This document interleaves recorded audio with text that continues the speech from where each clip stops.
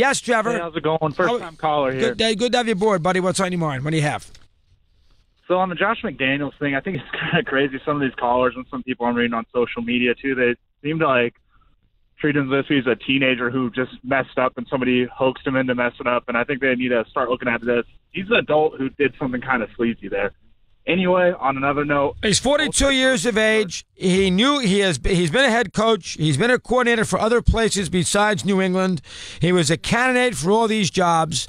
The coach bring him in. They talk to him. They bust their rear end. They get him, they get the guy that they want, and they had other people they would have talked to as well. And he decides after 23 days that this is not the job I want. He hems and haws when he picks up the phone and calls Ballard who asks him, are you in or out? And it takes him 60 seconds, according to Ballard.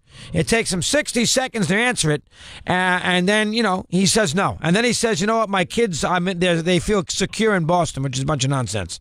So all said and told, you cannot, under any circumstances, support McDaniels. He is the culprit here. What he did was dirty dancing. I don't have a problem with Kraft. I don't have a problem with Brady or Belichick if they somehow saw a wounded animal and convinced him to stay via phone calls, little tender loving care, or actually an increase in pay, because that's what teams do. They don't want to lose him. So I don't blame the Patriots. It's McDaniels who made the mistake, not them. Go ahead. Exactly. And as for the head coaching search, I'm a big Chiefs fan, and I think that, although I'd hate to lose him, I think Coach Tobe, our special teams coach, would be a shoo-in for a head coaching job. Yeah, everybody says he could be. I think he's done wonders in multiple places, but... I've heard that, and obviously they interviewed Dan Campbell already, who's, and I think that's the same Dan Campbell who's the ex-tight end of the Giants, who is with the Saints, so we'll see if he can get himself a job. Here's Noah in Florida. He's on Mad Dog Unleashed. Noah, good afternoon. Your turn. Chris, how are you? I have been in Florida for 13 years. I spent the first 35 years of my life in Philadelphia. I still have my season tickets. I'm going to cut to the chase. I'm not saying that us as a fan base are any better than anybody else, but I certainly don't think we're any worse than anybody else. You can Google any city when they win a title, and you can find idiots on the police block. Let me ask you a question. I've been here for my whole life. I've seen 1 million championships, 1 million of them, and I've been there in person for 1 million of them. How come the New York fan never does this? Did you see what happened in Boston in 2004? Well, I didn't say Boston. The New York fan. Well, listen, did you... Philadelphia compares himself to New York, not Boston. The New York fan. The Giants have won 2 championships. The Rangers won in 94. They haven't won in 50 years. Was anybody arrested when the Rangers won the title? I was there. I don't think so.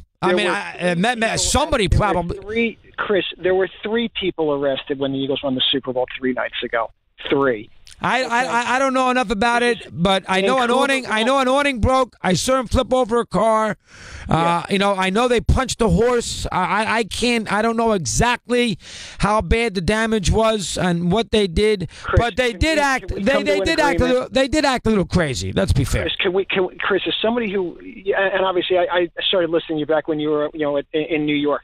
Can we come to an agreement that when 3.5 to 4 million people come together tomorrow in Philly for the biggest celebration in that city's history, and it goes off without a hitch, can you please come on Friday morning and at least attempt to say something nice about us as a fan base?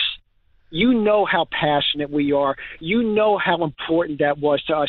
You know how cathartic that was to that city. You know how the majority of those people who live and die with that team, how important that was. You know how the overwhelming majority of people who were in the streets are good people. I just want to hear you say it when it goes off without a hitch. Oh, well, that's fair, Noah. Let's see that happen first, and maybe I'll say something nice. How's that? I think the Philly fan, I think part of it's an inferiority complex. I also think the Philadelphia fan thinks that his loyalty is more significant than the Packer fans' loyalty, or the Giants fan loyalty, or the Chiefs fans' loyalty. And that's what bothers me.